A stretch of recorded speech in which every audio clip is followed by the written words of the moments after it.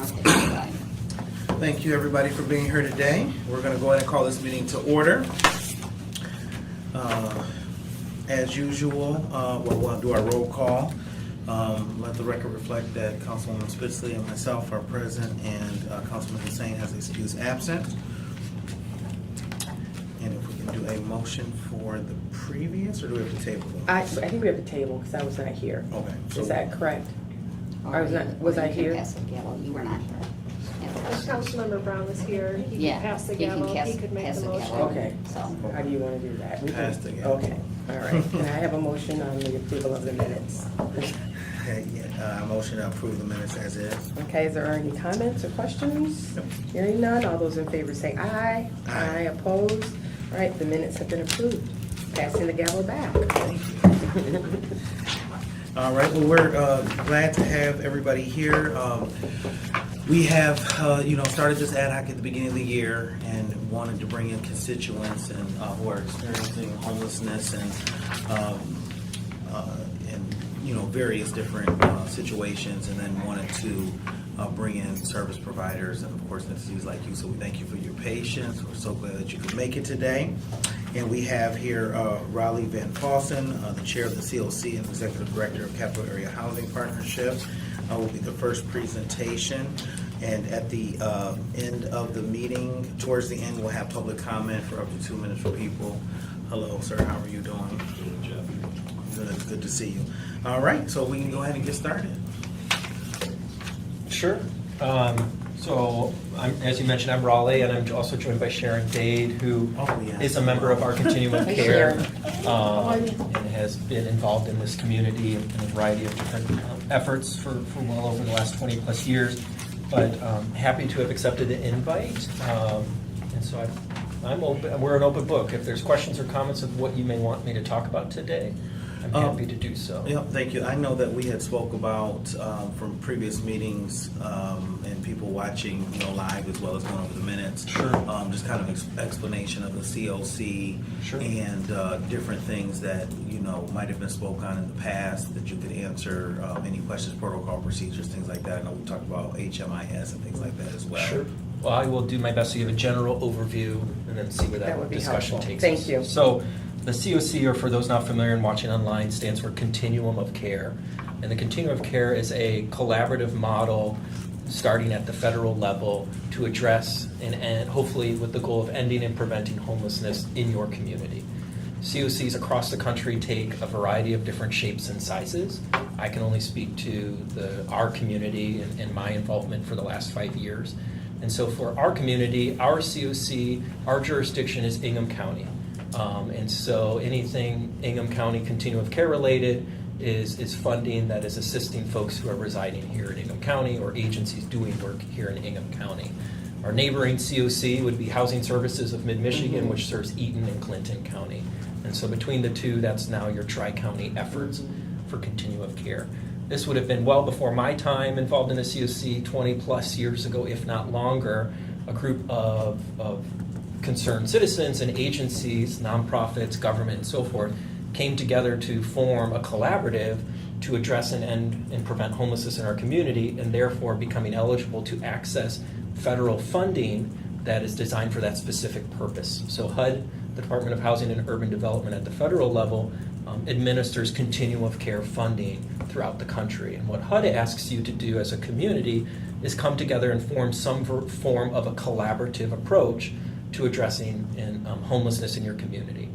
So for some communities, that's a more informal approach, a kind of committee that exists to address that. For some, it's a local unit of government that takes the reins on following that through. For ours, though, we have our collaborative has privately incorporated themselves as a 501c3 nonprofit through the state of Michigan. And it's a membership-based nonprofit. And what that means is we have members, we have individual members, we have nonprofit members, the city of Lansing as a government is a member who pay a membership due to be a part of the Continuum of Care. And there's a different due structures. You could become a member at no cost, or you could become a member depending on an agency budget and pay as well. And we've got folks at varying levels. What that now does is provide kind of the working structure of how our COC conducts business. And so what we've done to HUD is shown that we've now got this collaborative that exists and apply annually for HUD Continuum of Care money. In Michigan, we're unique, and it applies to other states, but we're unique as well that our state housing authority, MISHDA, also gives money to Continuum of Cares to work on addressing homelessness in your community. And then at the local level, the city of Lansing specifically also puts dollars. I believe you got a presentation last month from the planning office through their city ESG allotment. In short, those funds come to the COC for the COC as a membership group. And we've got an elected board of directors to decide priorities for the community.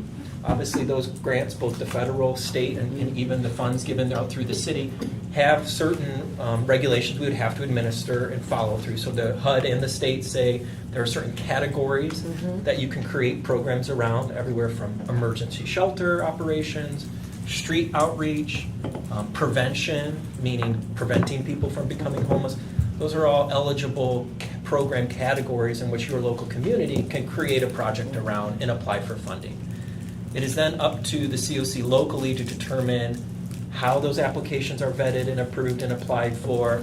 It is up to the COC to rank and score those applications and ultimately recommend to their board of directors for funding.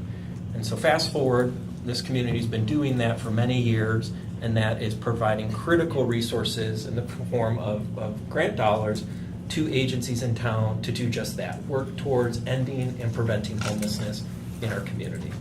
Certainly homelessness still exists today, and so we haven't necessarily achieved that goal, but many, I'm sure, at this table and those in the audience would tell you it's a lifelong commitment based on many other pressures. The amount of funding we get, other community support in general around this topic, and so forth. But these, in essence, are critical dollars that are funding frontline approaches to that. That's the meat of the bones of why the COC exists. If the COC in our community did not exist, we would not be having those federal dollars here in our community deployed, nor would we have this dollars through the state, or nor would we have the local city ESG dollars going towards that effort as well. And so that's the main reason, is to ensure that our community is getting our fair share of federal and state dollars to address this issue. Otherwise, if not, it could theoretically go to other communities that are doing that. I can pause if you got questions, or I can keep talking. Go for it. I have some questions. All right. So the first one is, how many folks are a member of How many the members? COC? I don't have it, so I didn't, there weren't any pre-question. No, yeah. So, you know, within range, we have on average 25 Okay, members. And that's that's fair. a variety of Yeah. agencies like myself. I represent Capillary Housing Partnership. I mentioned the city of Lansing, all the way from an individual. Sharon, for example, is an individual member, Okay. and so forth. But she has knowledge based on her She also has past. knowledge, yeah, but she Okay. pays an individual Sure. member too. Okay, so, you know, we, if I may, we have had a lot of discussion, both from citizens and others, about the HMIS system. Okay. I must admit, and I'm not afraid to admit it, I still don't know what the heck it is. So can you Sure. kind of explain to me what the HMIS system is? Sure. So HMIS stands for Homeless Yeah. Management Information System. Yeah. HMIS, when I think of HMIS and what is it? Here, I just want to give you, I didn't know you guys didn't have this. This is like kind of considerations and topics. Okay, that may It was be in the talking- packet, but I see you don't have it Yeah. right in front of you. Correct. No. So these are the things that we're kind of, which Councilwoman Spitzley is starting to go over. Absolutely. Yeah. So sure. this No, I'm wasn't happy our to. I mean, public it's- packet, but yeah. Yeah, I just got the Yeah, it's not, agenda, I mean, and I don't suspect we'll go through it all, but I really need to know Sure. what that So means. HMIS, well, for me, when I think of it, first, it's a homeless management information system, so it's a data system. I think of it first at this, why do we have HMIS for our local COC? First and foremost, HMIS is an adopted system at the state level. And so every continuum of care in Michigan is using HMIS as their data system for COC-related grants, whether that's HUD-related grants or grants from MISHDA. We as a state have bought into that concept. Michigan Coalition Against Homelessness is a statewide advocacy group who then at the state level represents our HMI interests. But then locally, we do a couple things. We have to, one, select an administrator of homeless management information system. In the past, City of Lansing has helped support that role, but more recently, Haven House. They are a family shelter provider headquartered in East Lansing. They are our community's HMIS administrator. And then if you're an agency that is selected to have funding from the COC, you will then have to have members of your team be vetted and approved and licensed into HMIS. Okay. Still haven't answered what it does and why, but I'm giving you kind of the So general. it is, and I appreciate that. So it is a database for grant management, to manage the grants? Not to manage the grant from a funding perspective, but manage a grant from the outcomes and goals Okay. established within that. So for example, So it's like a client relations management system. in many ways, yes. So there is confidential data for Sure. individuals in programs that are on there that not necessarily every agency can even see. So as an agency for my program, there's information in there that case notes or last date of contact that's put in there. There's household demographics. It's in many ways a medical file Sure. for clients that are receiving either, that are receiving services through these grants. But there's some other purposes too.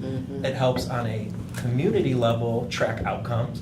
So if I'm an agency who gets COC funding and I'm saying I'm going to serve 50 households with prevention money, trying to prevent them from getting evicted, at the end of the grant term, our HMIS administrator in the COC board can run a report to say, did capital areas serve 50? Or maybe I served 30 or Right. 60.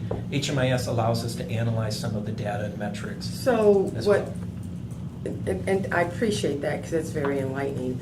So what we were hearing from folks is that there's supposed to be this number or this identification thing where folks who are established or using the system and the services, have their information put into this database, and then this database tracks, for instance, how long they've been in hotels and tracks the wraparound services. So that, after, I forget how many days, 90 days in a hotel or whatever, it automatically kicks out that person then is eligible maybe for the next step of, getting a voucher, and so what and if I'm mistaken, let me know, but what I've understood is that this is a database that, as a person who is experiencing homelessness, they have to be registered in order to be eligible for various services in the city. No. The short answer to that would be you don't have to be registered in the system to be eligible. If you are enrolled in a program that is a COC-funded program, you will then be inputted into HMIS, if not already in HMIS. And that's only if you agree to it. Correct. So everyone signs a release of information that they agree to be a part of the system. But I'll phrase it this way. If you're experiencing homelessness today and want to seek shelter, you don't have to be put into HMIS to seek shelter. If you wanted to come to my agency and receive money to help prevent you from getting evicted in court as a function of intake, we would go over enrolling you in HMIS. You would have to buy in at that time, not physically or monetarily, but as Sharon mentioned, you would have to approve that you're authorizing the COC to put your data and that you're also adhering or you're agreeing to our confidentially sharing agreement. So there's a whole multi-page document that agencies would go over with a client so they understand how their data is being used, who it's authorized to be shared with, and then the unique identifier that's created. So I wouldn't necessarily refer to you as Pat Spitzley in HMIS as much as I would the 6-digit unique identifier that's then assigned to you. But in no way do you have to be in HMIS to then receive a service. So if they, real quick, before you go in deeper, so if they go and deny, say, I don't trust you guys, I don't want the information, they can still get the funding for rent or whatever it may be. Assuming they meet all the other guidelines of the program, yeah.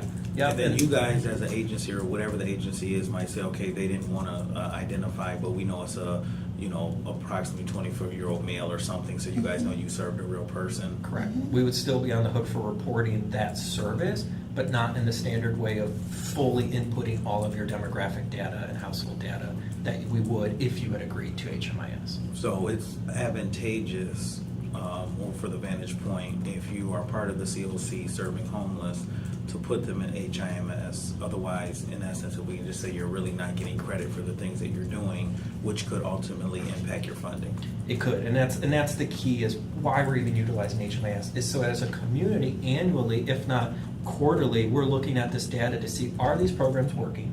Are we making an impact? And if not, where are there gaps? And those gaps are widespread. There's gaps that are identified based on household demographics, whether single parent or two-headed household or two adult household members, whether you're an individual, whether you're this age, that age, race, where you live, all of that HMIS, if you authorize the agency to put that information, gives the COC the tools they need to reflect on whether or not these programs are working, and then to make changes on an annual basis. At the very least, it tells us annually how many people we're helping, and it helps, which is a question as a COC we get asked a lot, how many homeless folks are you serving in a year? And HMIS is the resource we rely on as a community to give us some of those concrete numbers. It's only as good as the clients willing to go along with it, and is only as good as the agencies who are keeping up with the data entry into it. We're all human. Right. Is Haven House a member of the COC? Yes, yeah. Okay. So if Haven House is the administrator for the HMIS, how are we auditing Haven House to make sure that they are fulfilling their responsibility as the administrator of HMIS? Yeah, so HMIS it is literally federally required across the nation. In Michigan, we choose to use, based on MISHDA's leadership, to use the same program across all counties. So there's an advantage to that because then we can get aggregate data right on up through the state level, which Micah kind of controls and reviews and sends out annual reports around, or regionally or at our local capacity. But HUD requires a set of reports that go out annually, sometimes more often than that. And so those reports let us know and let the federal government know who's assisting and paying for these systems, that we are, one, doing what we're supposed to do with them, that we are monitoring the activity that is occurring there. And so the COC board reviews those, and then they're submitted into HUD. So, and I can appreciate what you just said. So to answer more directed, so HMIS is Haven House receives funding both through the MISHDA grant and the federal grant. Right. And on the federal grant, they would be monitored annually by HUD. Okay. And then on the state grant, they would be monitored by our identified fiduciary, which in MISHDA, which in this case is the City of Lansing Development Office, and then MISHDA. And so, but I think the other question or the other comment I would take on that is, they're the HMI administrator for the whole community, but each individual agency's responsibility for their day-to-day data input. And so then again, those agencies are also being monitored annually by either, if it's MISHDA funding, that would be the development office and the state, and then if it's a HUD grant, monitored by HUD. And so those monitoring agents would be looking at HMIS data to see that it's being used appropriately. Okay, I appreciate that. Thank you. I think and it may not be a question, but it's from past conversations or past many minutes I may have read that I've heard in the community is this concept of, do I get an HMIS ID? Right. And That was going to be my next And that is a question. fallacy that exists currently in this community, that our COC doesn't give HMIS IDs. Holy Cross, as a community agency, under Sharon's previous leadership, offered what they call service point IDs. That is solely independent of the COC. It certainly complements a lot of the COC programs by clients who, without some sort of photo ID, through the benefit of Holy Cross providing that service, allows other agencies to also seek a benefit. But Service Point ID is privately offered by Holy Cross, privately funded by Holy Cross, and is not something that the COC through HMIS gives a person. So why, so that Service Point ID is really offered if a person doesn't have either a state ID or a driver's license? Or is it offered in addition to a state I ID think or a driver's license? Yeah, it can be offered in addition to. Part of the reason it's offered is because so many of our guests that are homeless do not have state IDs or driver's license. They've lost them, they've expired, and they had nothing to identify themselves. So because the system was able to do that, create a card, it made sense many, many, many years ago for us to go ahead and give them this card so they had some sense of picture ID. I think probably 6 to 7 years ago, we worked out an arrangement at the state level, multiple counties working together to get the Michigan Secretary of State to work with us to use that as one piece of information that a person could then get a new state ID issued to them, because they just didn't. And you can't even get housing without some type of government issued ID. The point I want to make clear to But you it's all, not our it's not a responsibility. COC requirement or an HMIS requirement. It's Yeah. Thank you for that. So my final question, Raleigh, in the COC is, what type of collaboration? I mean, one of the things that we're hearing is that, as a homeless individual, they talk about the service point IDs and the HMIS system, and I understand that now, and I appreciate that because that's very enlightening. But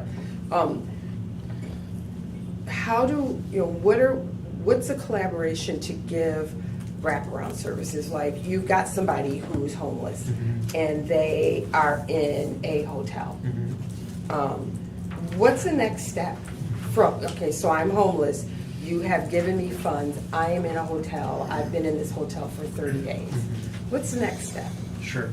Not an easy question to answer. Yeah, sure. In large part because, I'll back up, a 30,000-foot view, I can confidently say as not only the chairperson currently of the COC, but also an agency director in this space is, and as council folks, I'm sure you've heard it before, there's not enough resources Sure. committed to this. If there was, we would have ended homelessness Yeah. years ago. Yeah. The reason homelessness still exists today is because we as a community, and I define community not just Lansing, It but is. as a nation, As a nation. as a world, Yeah. have not prioritized enough resources to put into it. I would agree with If that. you talk to folks who are professionals in this space, can tell you, we have the resources to end it today.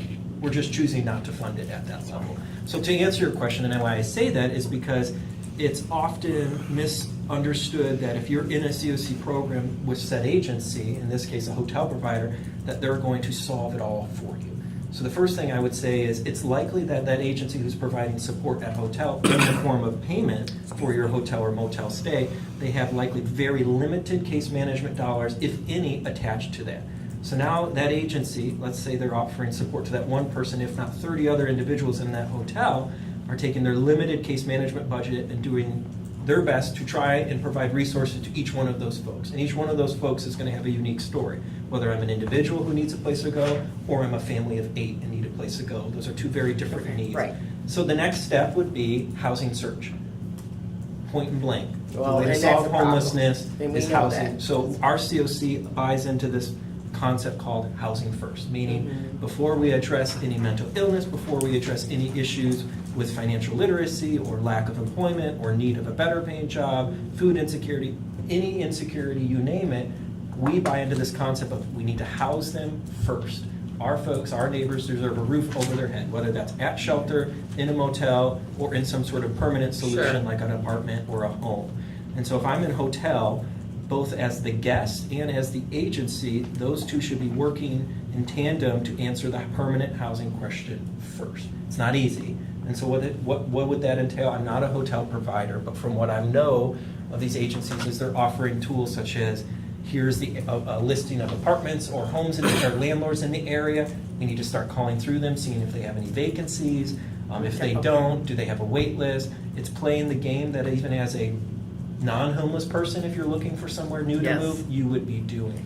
The unfortunate part on our end is the client and the guest going through that has the weight of experiencing homelessness on top of that. And they're trying usually to some solve. other issues, whether it's substance abuse or bad credit Yep. or There's some or other mental health issues Correct. or whatever it is. And But so you got Eviction that. is a big thing, too. eviction. No, I get having that, a judgment on your yeah. record. Yeah. And so I like to assume that the agencies delivering, again, sticking with hotel, specifically, are ensuring and exhausting any other community resources they may know is available that a client may need, and whether that's legal services, whether that's housing search, whether that's food.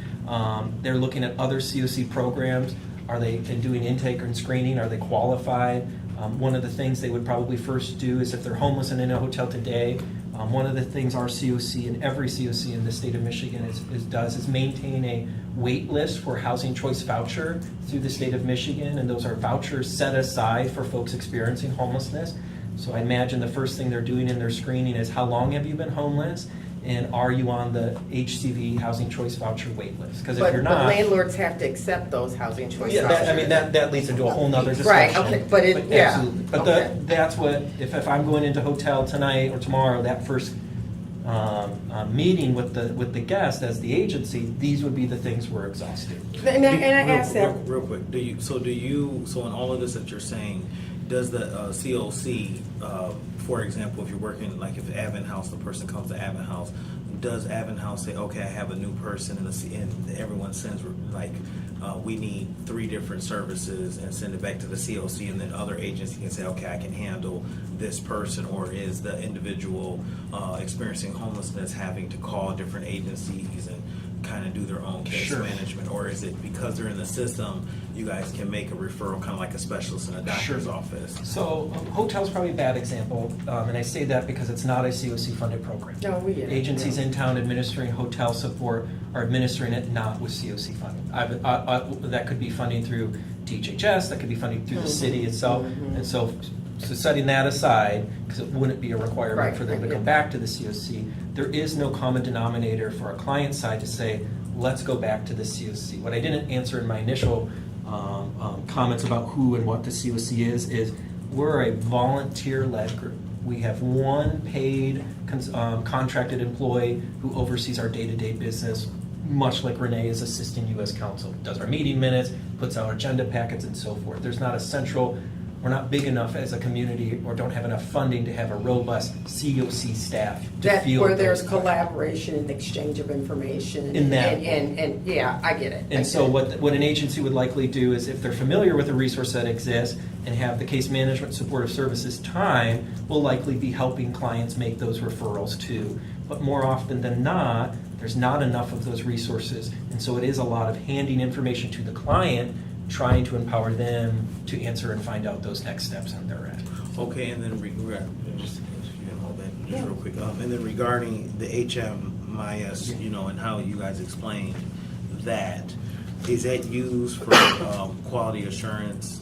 As far as I know, you said you guys get the data. So if there's 3 agencies, let's say, doing the exact same service, and Holy Cross has 90%, positive outcomes, and Sure.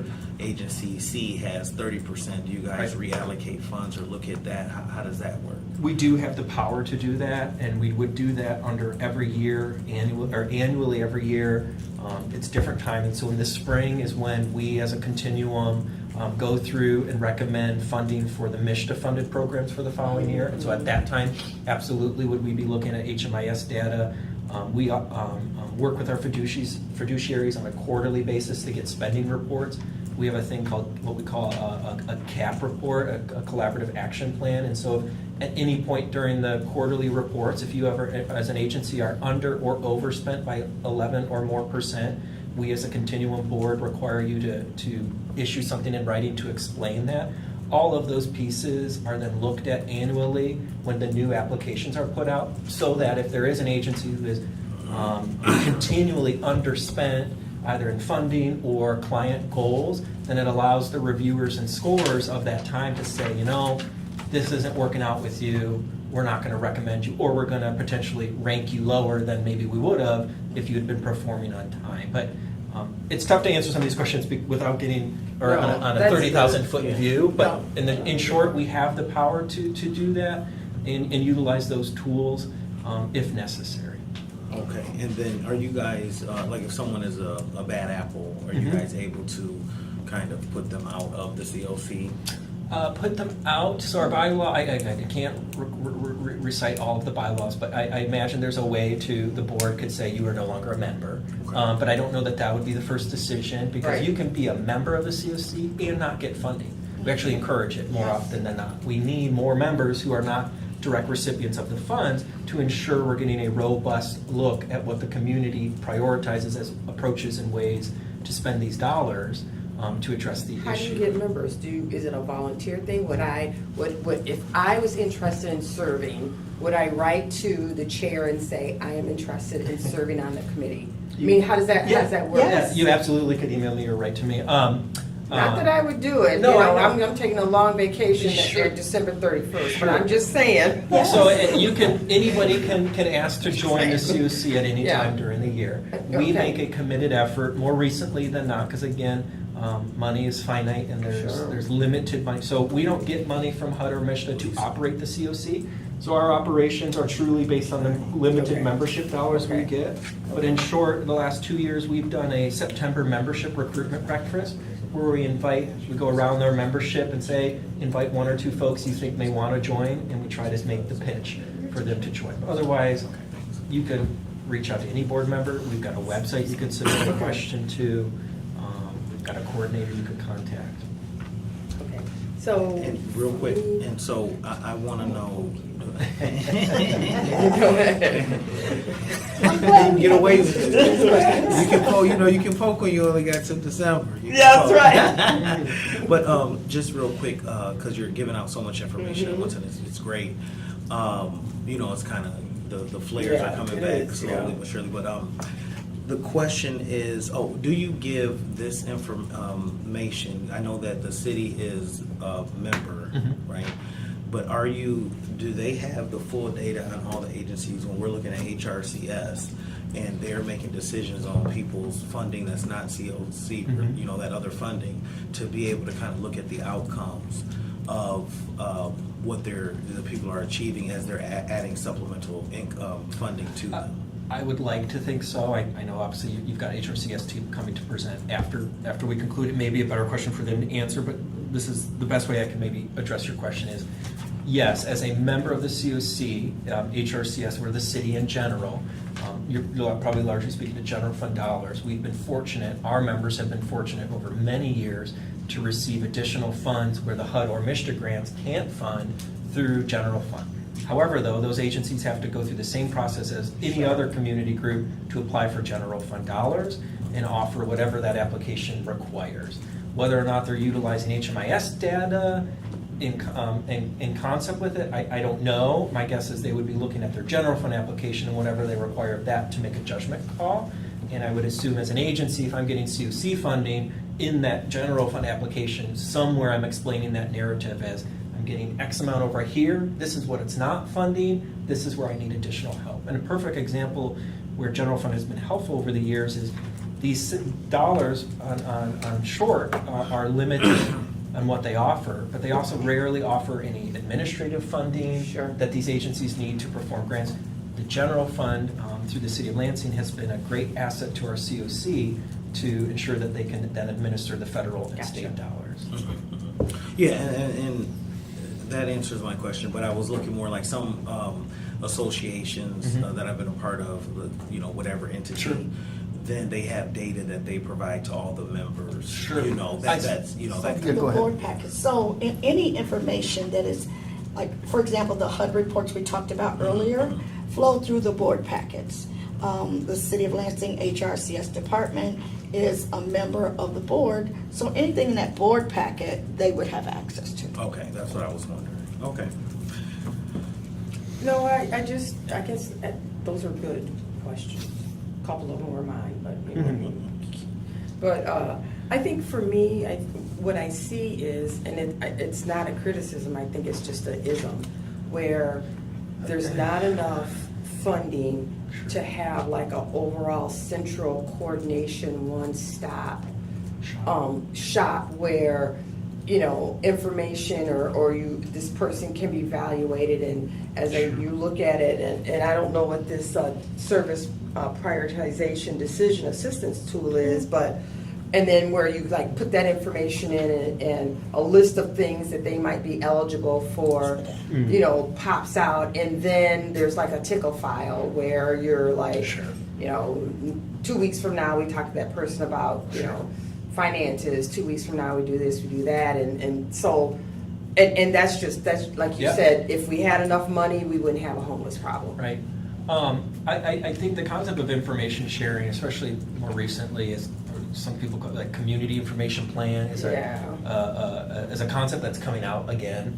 And HMIS in many ways is a version of that, but even as an agency to agency who's in HMIS, there's still only so much I can see that the other agency is doing, and it's out of respect and protection of the client receiving said services. Sure. And so I think what we're doing is attempting to utilize the tools we currently have in the best way possible, and that's why annually our board and ultimately our membership is looking at big picture HMIS data. How many folks did we serve in the last year? We do an annual, this is a national effort every year. Communities do what they call point in time count.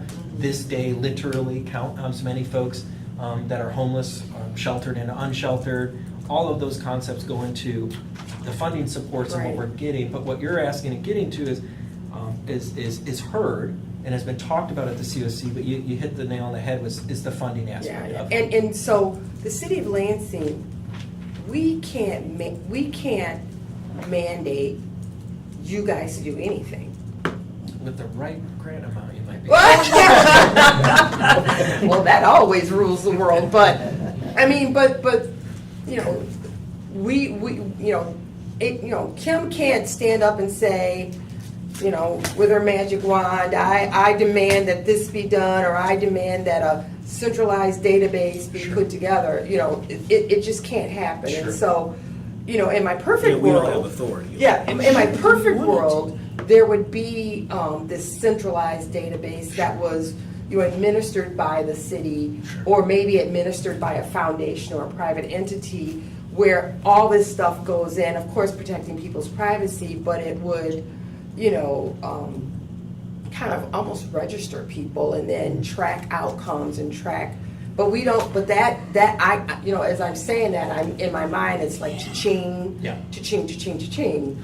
There's just not dollars for that. But that to me would go a long way. And I appreciate it. I mean, this is not your day job, Right. And so I appreciate you coming here and talking about it. It's complicated. Yeah. But I'm hearing a lot of stuff about the HMIS system. I would say, and I'm pleased for what you keep just that said. on your, the committee's recommending outcomes or next steps. That should be a bullet point that's kept on there. Whether or not we have an immediate fix to it, I think that's what we'll take work on. Yeah. But I think it's refreshing, because I think what you not that I'm preaching to the choir, but both of you to remember is Lansing is the largest community in our county. Yes. And is the only community that gets ESG dollars directly from HUD. So you do have some sway as an entity, as a city, to put pressure on what are the next steps we as a community should be taking to end and prevent homelessness.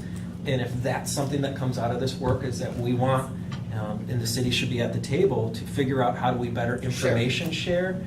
I don't have a perfect solution. I think HMIS does its best. Yeah. But perhaps we can find out something locally that serves it better. It's certainly better than what we had 20 years ago, which was nothing. Okay. And so, How involved, what I don't understand is, I know from my vantage point as being a constituent and advisory board, HRCS seems like it's the hub of everything serving people, human service and homelessness in Lansing. And then it seems like the HMIS is with the development and Haven Houses in East Lansing. Mm-hmm. So it just seems like that stuff is off on the side versus, everything we've, our hands on embracing our community has been through HRCS. So I'm just trying to understand that. I think HRCS though is a member of everything that's going on.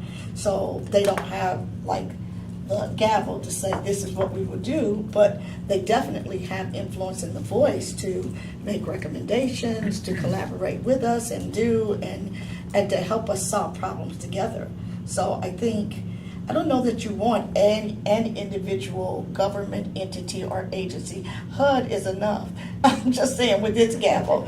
And so, but I think what we really do want is collaboration. What we really do want is partnership, because we cannot all serve the same folks. Homelessness is not an individual or a group of individuals.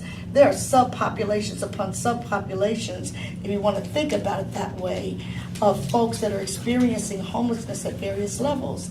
And it takes, I'll use the old adage, it takes a village to raise a child, it takes a village to solve these major problems. And I would agree with you. I would agree with you 100% on that. But where I would disagree is it does take a village and it takes a collaboration. But I think also it also takes, in my mind, and that's why we're here to talk about it, someone, steering the big old ship, and whether that is the HMIS or whether it is someone who's over it, and we make a recommendation that the city of Lansing needs to, through their authority and through whatever monies they get, take a more active role in whatever, strongly suggesting that X, Y, and Z happens, or strongly suggesting more collaboration. I don't know. Sure. I'm just kind of thinking out loud here. But, I'd like to say it's the goal of the COC to be that voice in the community of collaboration and next steps, because again, that's what our founding purpose is. Obviously, there's a technical side of it, is we want access to the federal and state dollars as well. But again, it gets to where our COC is only as good as the members who've chosen and want to be engaged.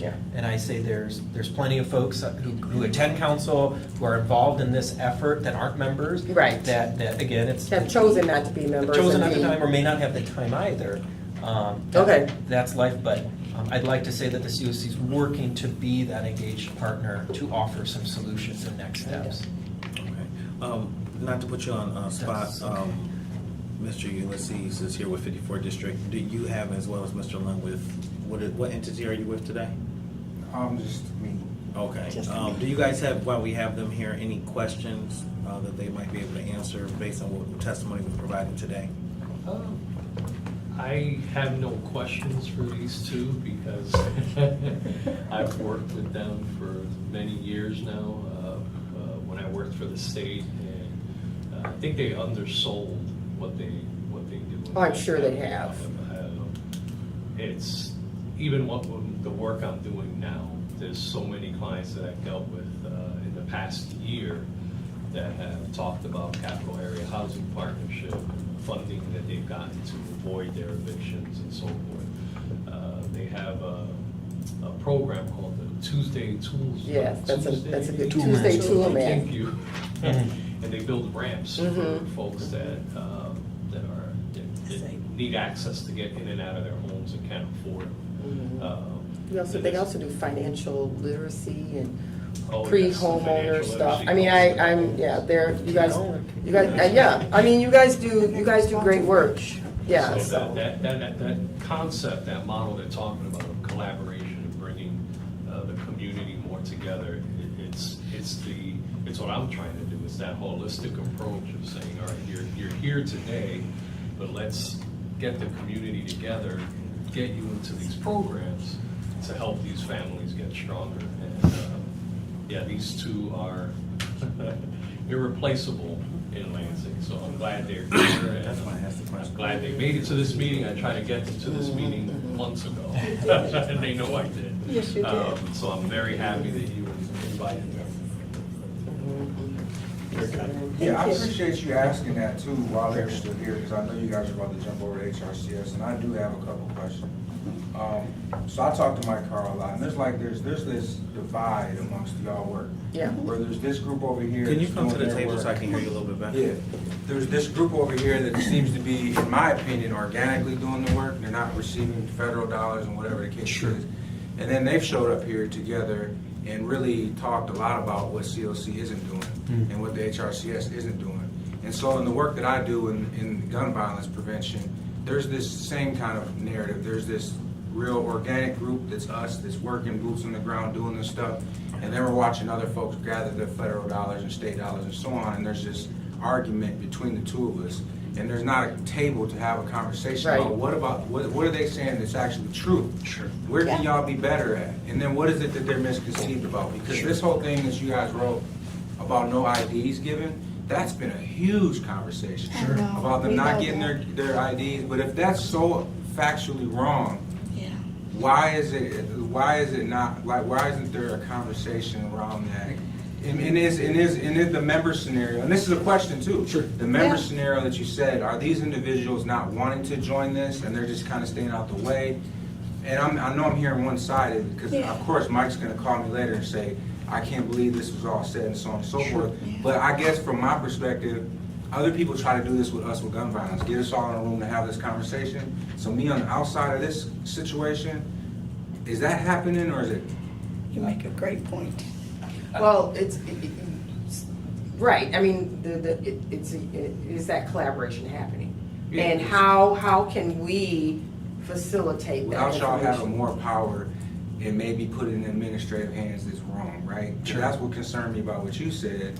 Allowing the city to be the one with the gavel, that's a problem with, I'm about to have a whole issue with now. That's just what I'm Yeah, I'm no, I saying get is it. there needs to be in my mind, there needs to be an overarching kind of someone That's making y'all. sure that the collaboration is happening. Sure. So So that, the overarching, on that instance is again, The COC. COC is an Okay. incorporated All right. body, and so you All right, go to their okay. board of directors. But Mike, to answer your point, and I am familiar with Mike Carr, we've spoken. I'd like to think he We've all- would tell you, I've spoken with him multiple times. He has my personal cell phone number, he knows where I work. I've offered for his the group he represents to join the COC. I've offered to pay for his group to be the member of the COC. I can't force anybody, that's the life decision we all get to make, is whether or not we engage. If they don't choose to want to become a member, I'd like to think, as a representative of the COC, that we're still willing to have that open door conversation, but there does come a limit where, in a meeting like this, I can't get involved No. in client information. Right. I can't get involved in specific clients on social media. I don't have a release from said client to do so. That's unfortunately where some of the conversations Mike and I have had have maybe caught a disagreement, is there's an ask for me to engage in that way, but I legally, for many reasons, can't. But on the service point ID, I can't speak to why folks thought of that IDs were connected to HMIS and a guaranteed of anybody. All I can speak is the truth I know.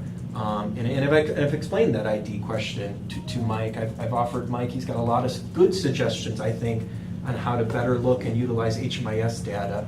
I've offered to entertain and host a meeting between him and Haven House as our HMIS lead. But again, I can't force folks to come to the table if they don't want. I think some folks have their approach and are set in their ways with that, but I offer to anybody listening or anybody today, whether you're a member of this effort or not, that part I'm willing to set aside. If you want to come to the table, I know there's either moments of the COC board meetings, we host a monthly network meeting, but even outside some of those more structured environments, I'm an open door as long as I'm on the board willing to meet.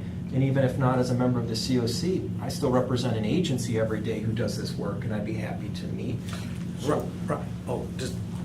So Riley, with that, is there, when you said your truth, where can, I guess, the general population, so people do know what's fact versus maybe fiction, because we have he said, she said, Sure. Is there somewhere where it's like, this is what's presented from Mr. HUD, this is the HMIS from them, where it's posted on the COC website, and these differences, so people know exactly where the requirements are, what the facts are for all of what's been said, throughout the community.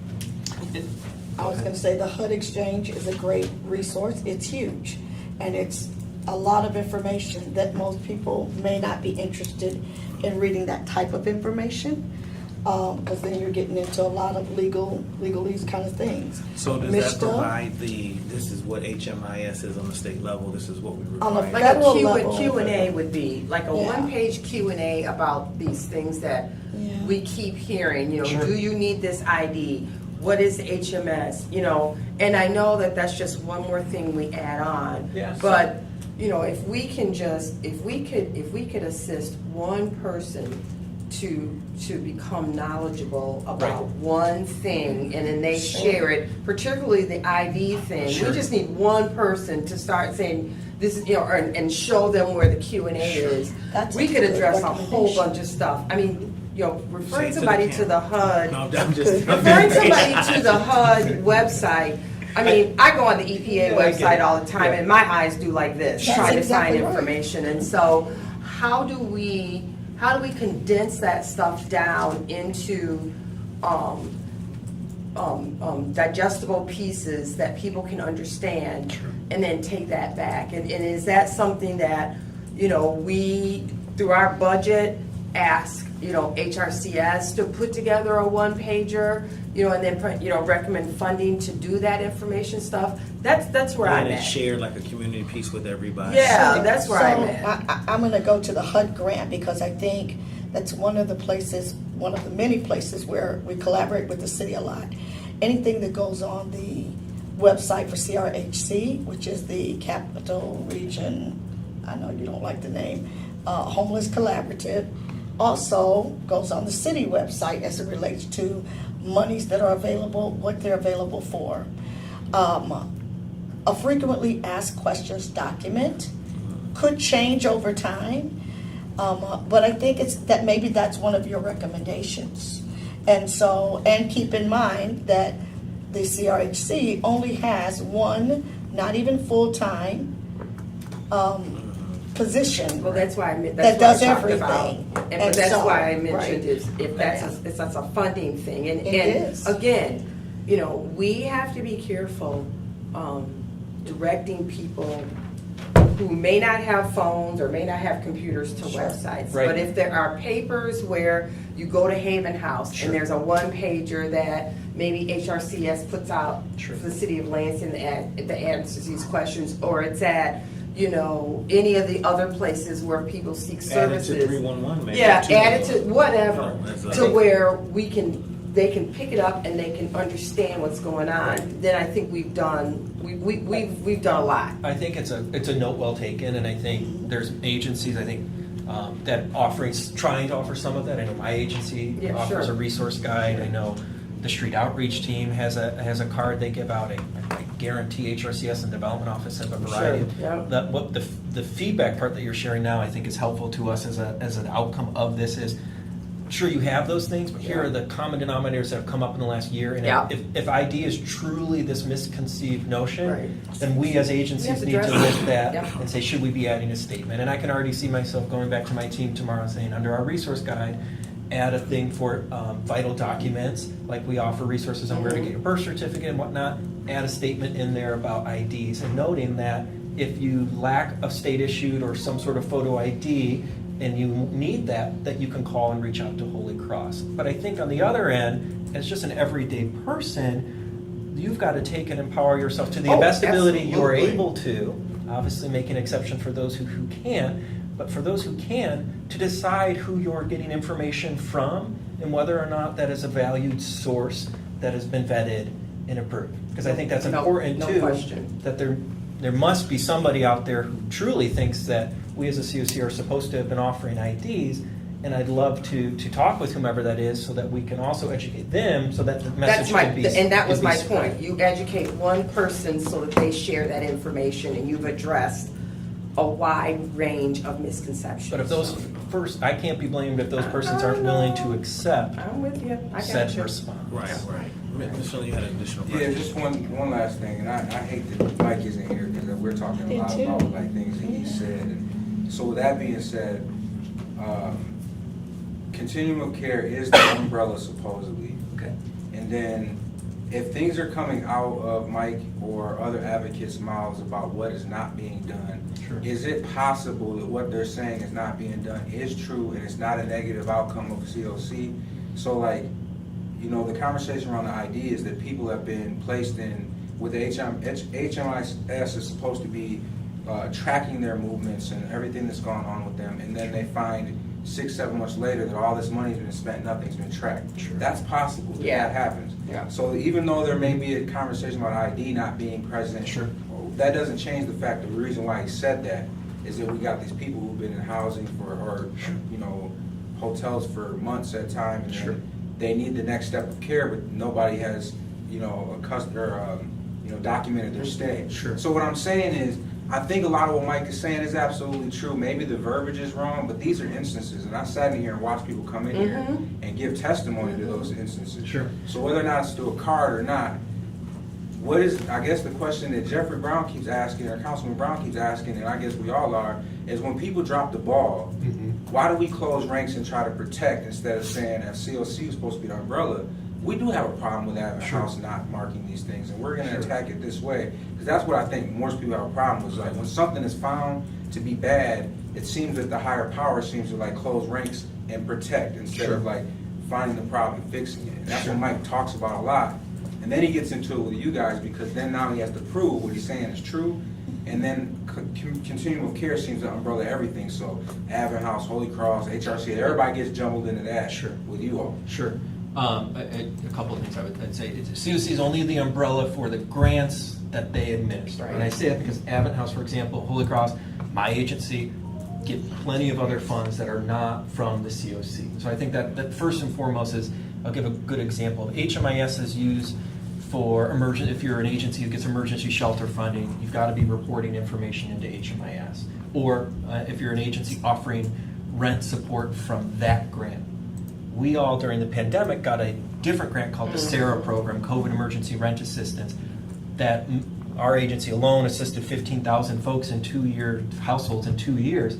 That did not require me to put any of that information into HMIS.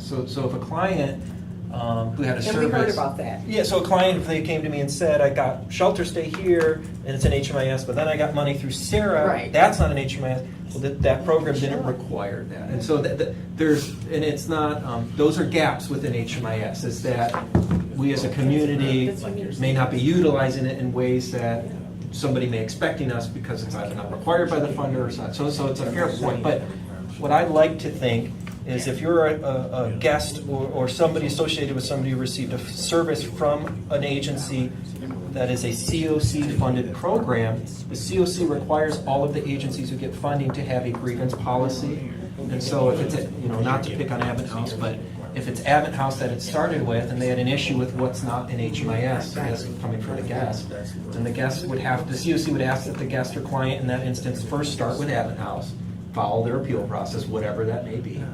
I can tell you Capital Area's appeal process is you put it in writing, and then it goes to the person who oversees said program, if not the executive director. If you're not satisfied with that response, it can go to the board. If you're still not satisfied with that response, then it could go up to the COC. And it's not an effort to dissuade people from going through those steps, but it's an effort to structuralize it and offer as much neutrality to both the client and the agency in that instance. And so I would encourage folks, if they have issues or think that things aren't being appropriately tracked, to the best that they can, put that in writing to said agency. If they're not getting feedback from that agency through their agency appeal process, absolutely, if it's a COC-funded program, they should be bringing it to the attention of the COC. But it has to be in a way in which the COC can engage. And so that has to be in writing. It can't be through social media. It can't be in ways that don't get back to me, if that makes sense. And you know what I'm talking about. So I can only help act on something if I know it's presently aware. But these are humans administering these programs. I can't say it's done perfectly. I was raised by somebody who says perfection is not a reality that you're going to achieve in life. And so it's how we deal with those imperfections as they come about is what governs us or judges us as a person. Thank you. You're welcome. And thank you, Councilman Brown, for allowing that. Thank you guys for answering the questions. I know that you're not prepared for those. What I want to do too, and tell me if it's okay, I just want to do public comment for this group, and then I want to do public comment again for the next group. Is there any public comment? Yes. Okay. I'm Norma Bauer. I live in Lansing, and I've served homeless people for a long time. And I'm a member of the Homeless Grapevine, which I'm here to tell you is not always reliable, so you can have a success story that's not going to work.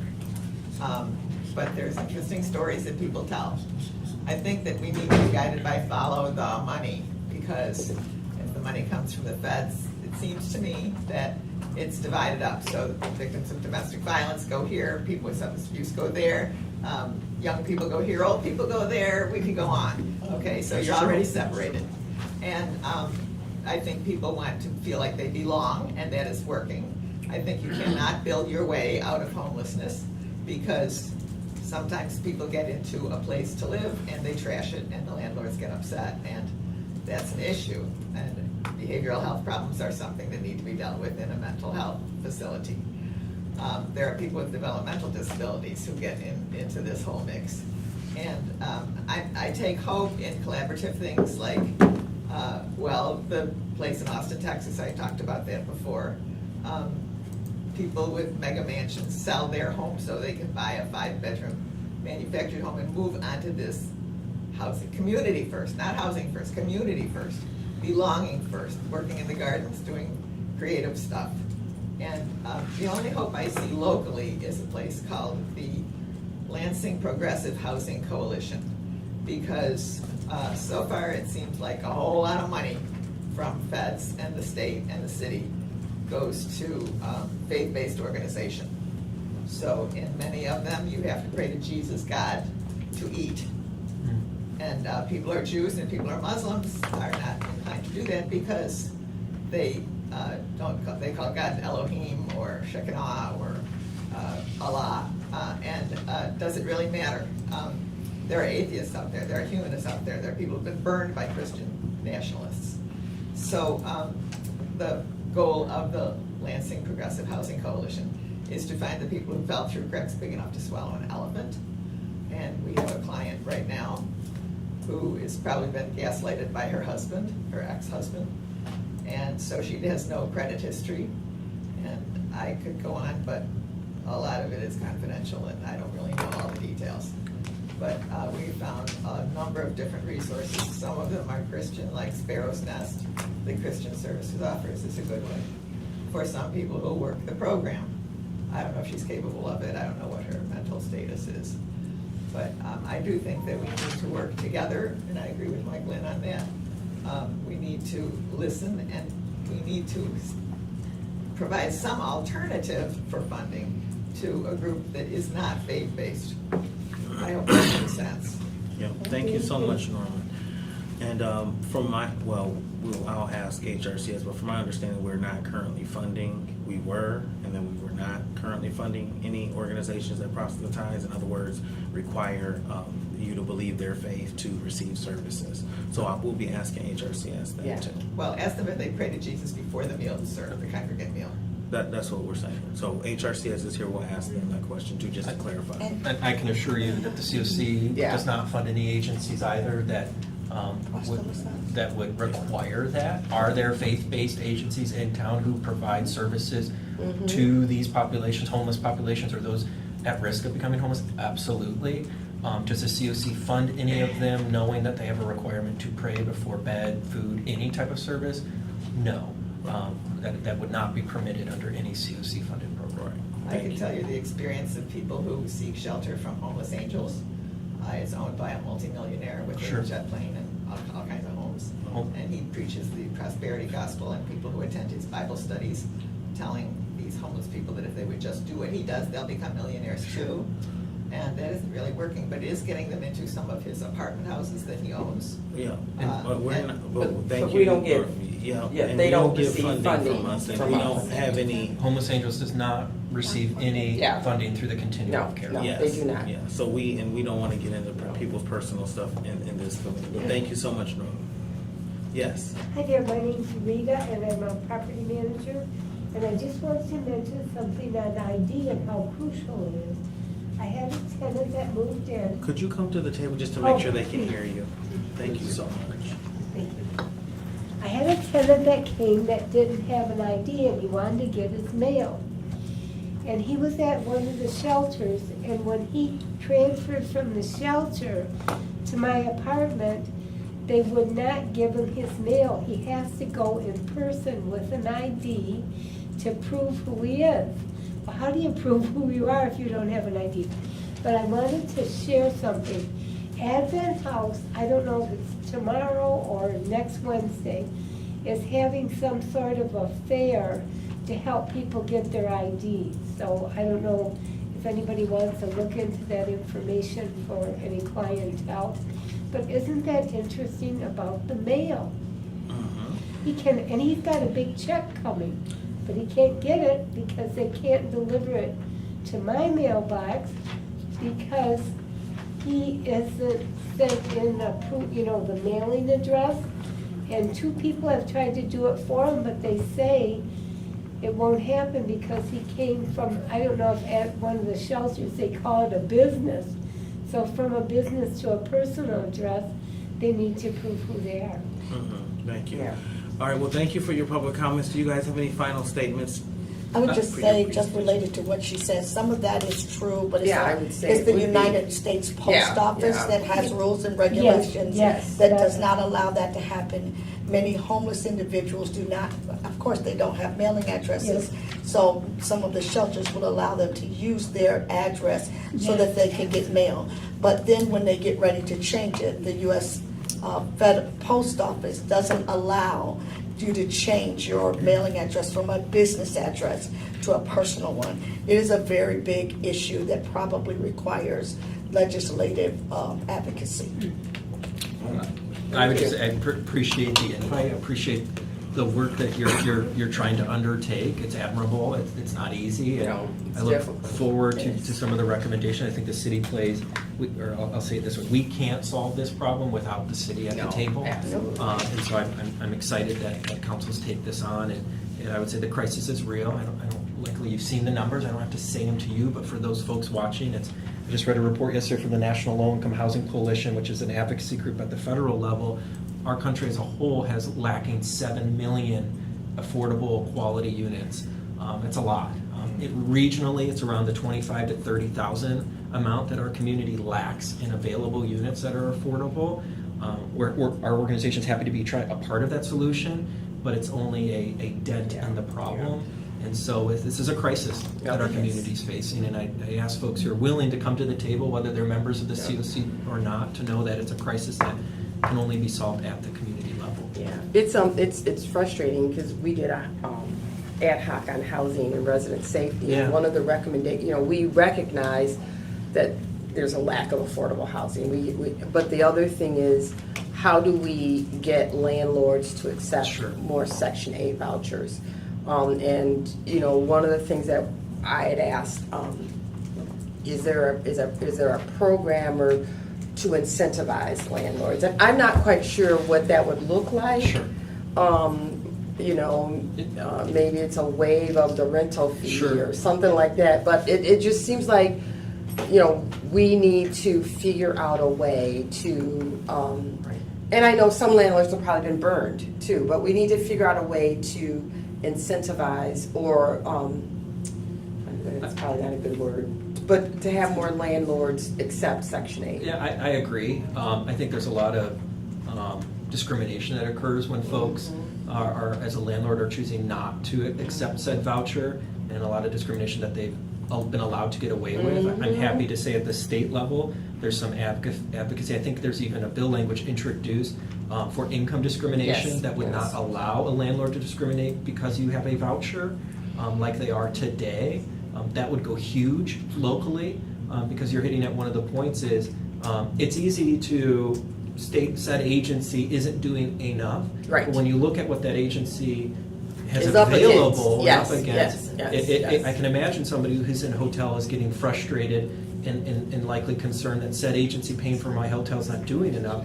It may appear that way, but it's likely that there may be not a unit even available. We've had people come and testify that they Sure. have vouchers that That they they had can't to find. get, they have to give them back. Yeah. Because you have a finite amount of time to use it So- to find housing, and if you can't find housing, My advice would be is first trying to get the income discrimination legislation passed first before we consider incentivizing landlords. And Okay. We're a landlord at the Housing Partnership, as you know.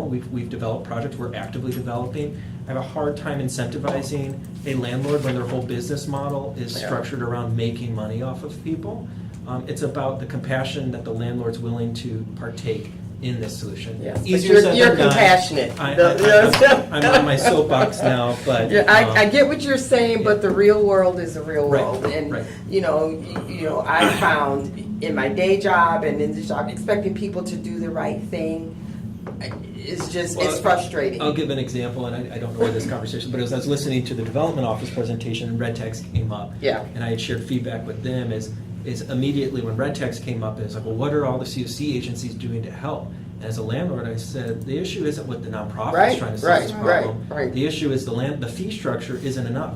Yeah, Triple that fee, and landlords will act very quickly. That was one of my on those. recommendations too. And it gets back to this incentivizing somebody who's gotten into the business of making money off of other people.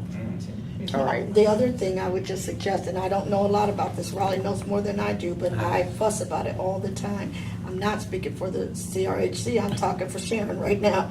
And so when I look at all of the beautiful apartment buildings that are going up and down Michigan Avenue, and the fact that the average rent is probably $1,600-1,700 a month for a two-bedroom apartment, how do we incentivize having mixed income housing? Sure. And that can be done too, but that's a policy that has to come from the administration that goes down to our development office to incentivize that or to seek out developers who are willing to do the mixed. Yeah. Okay. Because studies have shown that that's a successful model. It is a Yeah. successful model, that's right. Yeah. Thank you. Thank you. And that's a good point I had brought up too, like when we're having the hotel people, whatever it may be, if we could partner with some of these units that aren't used for cheaper than the hotel, and That's you exactly actually have somewhere to cook and living room and those kind of things as well. So when we say we don't have housing too, all these places are not maxed out. Housing. Yeah, They're not we just- accessible. And your They're not neighboring- accessible. But that's the Section 8 thing, and that's the voucher thing. If they don't accept the vouchers, and we can't mandate them to accept a voucher. As I say, your neighboring community is doing it. If you develop anything new in downtown East Lansing, you as a developer have to set aside either a certain percentage of units for 55 and up or affordable. I am I'd love ready. to see the city take the I same am approach. ready, but I think we've had with some, our downtown Yeah, development. I think we've had some feedback that could be subject to challenge. Well, Then Call the challenge. COC. We're ready for a fight on that. I'm ready for it too, but so I appreciate Well, it. thank you all so much Thank for you. coming. Thank you so much.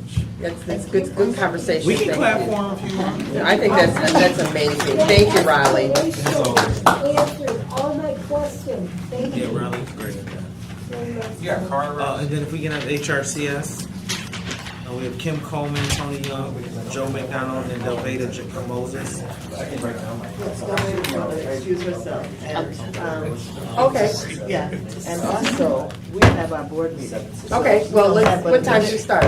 It starts at 5:30, but we Okay. gotta get Okay. there. And so my question to you is, if we can use the time to make sure that we know what it is that you want Can we just us ask to address. Can you look at these questions and then tell them which ones we want? Yeah, we can do that. And that will better enable us to be prepared. You want to do Yeah, that? yeah, 'cause you have this from my understanding, I have right? it right here. So, Yeah, so, what do you want to do? How do you want to do that? so basically, these are all the things that we want to discuss. If we could keep it down, please, no side talk, chatter, our meeting is still going. Excuse me, our meeting is still going. Yeah, meeting is still going. He was like, y'all be quiet, be quiet. Oh, me? Oh, okay. So, okay. thank you all. But yeah, so these are things that have come up from other previous meetings and the minutes, and I know you and I spoke briefly. And so what we're looking at, just kind of how we did with the COC, is to be able to talk or address Which ones any that apply to your department. As well as if there's any, solutions or input that you all have, of course, because you guys are the champion of the city. So that's really what it is, and that's why we wanted to outline for everybody, because, for example, if I just say 5, 7, and 8 for you all, and those are just random, you could say, oh, well, I could speak to 13, 16, and 19 because we don't know what we don't know, and you guys know what you do know. So that's why we wanted to make sure everyone had all the information of what we're kind of overall have gathered thus far. Okay. I'm also interested in the your hotel program, and I don't know if that's Is that on on there. there? Yeah, we put that on there. Specifically, how how do you audit the folks that you provide funding to for hoteling. Since the COC doesn't do that, I'm assuming that funding comes through HRCS. And, everybody hears, anecdotal examples, but we've heard some horror stories about hoteling and locations for hotels. I think that, and that gets back to, and I think we've talked about it, if should we just be focusing on Lansing and hoteling in Lansing? I don't know. That's not a statement. That's a question. To make sure that if people have kids, they have, on the bus line to get their kids. I don't know. But those are kind of the things that I'd like to know about. The other thing I'd like to know about is the HMIS and what the city of Lansing's relationship, if there ever is one, to that. So I'm good. Those are the ones, other than if you can look on there and which ones you think are appropriate, but those are the two. Yeah, and I would like to add in her line of questioning about the audit and funding, what is I know that we have code compliance for residential versus code compliance on a short term. And do we need to look at, and we've heard the conditions of hotels are deplorable, but they still meet requirements. Do we need to look at maybe legislation or putting something in place that makes stricter code when funding a hotel program? So like if you commit to this hotel program, maybe there's additional requirements more funding because we are keeping people there longer than short-term stay. And I know that previously when we spoke about this, Council President was saying that the fire marshal versus the code office is responsible for hotels. So what is, if we look at apples to apples, these are the requirements for residential housing, and these are the requirements, the different requirements to be in compliance for a hotel.